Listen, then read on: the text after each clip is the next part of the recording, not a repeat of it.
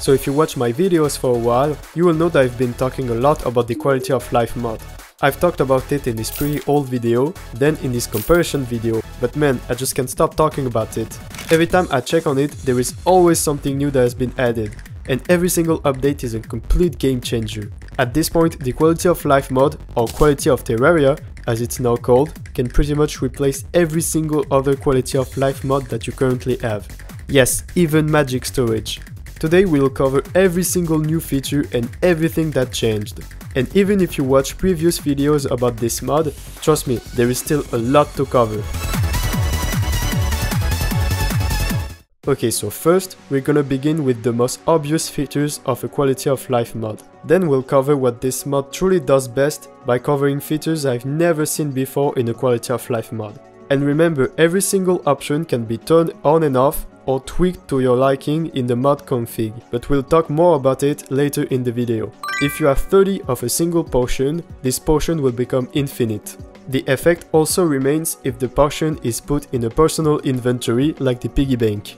In the same vein as infinite potions, we have infinite portable banner effect and portable crafting station, which is especially useful if you craft a lot away from your base.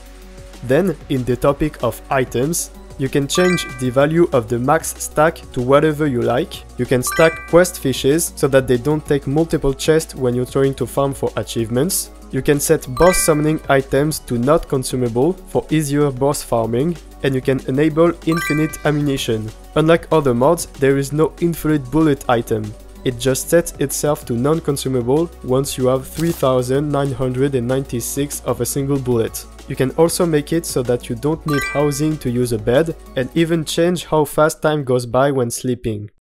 Then for NPCs and enemies, you can choose to let NPCs live in evil biomes, as it's not possible in vanilla Terraria.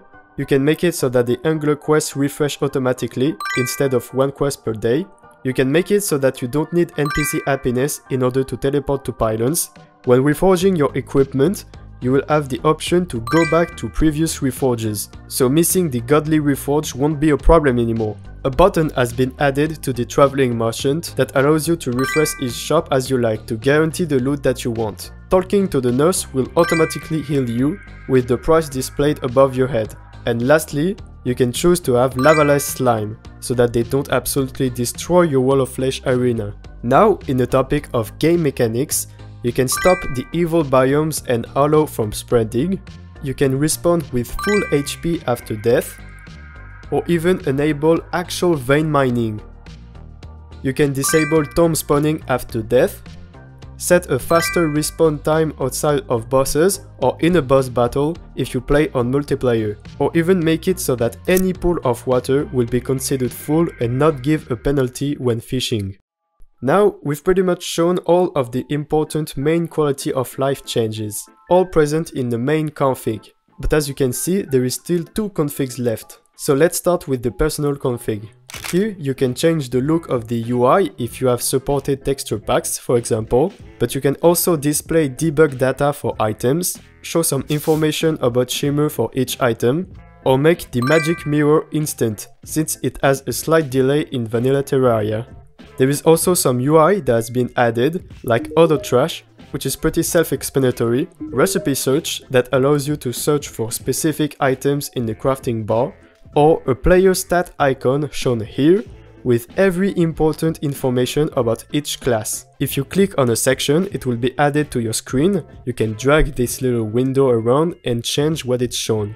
So, that was a lot of information to take in, but there's just so many features that I can't focus on each one for so long. And for now, the features were pretty self-explanatory and not that crazy. But now, we get into what the mod truly does best, UI and items.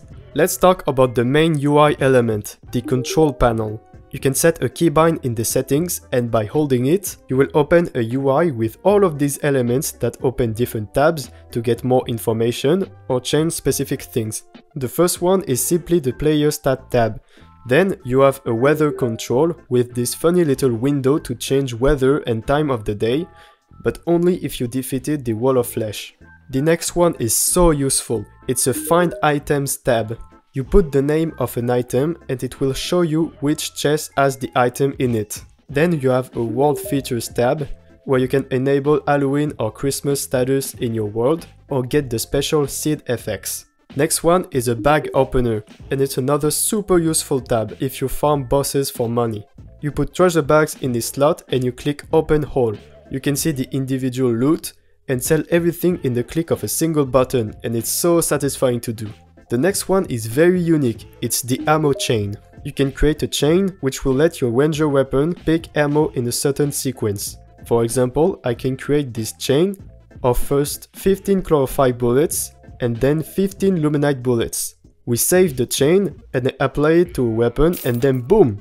You can see that I'm first shooting 15 chlorophyll bullets and then 15 luminite bullets. You also have this button which will open a 100 slot chest, and it can also be disabled in the config. Last thing I want to talk about in this video, and maybe the best thing about this mod, is its items.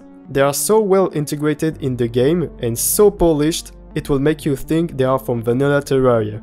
The first type of items is locators. There is one for every important structure: dungeon, temple, pyramids, sky islands, enchanted shrines, and Proterra bulbs. You can craft them pretty easily, and by using them, you will add a marker on the map to show where it is located. Then another item is the Scarecrow dummy, acting similarly to a target dummy, but giving more information about the damage that you're doing. Another big type of items in this mod is wands. And there is a wand for pretty much anything. The wand of architecture will allow you to place valid NPC housing easily by using any block you want if you right click.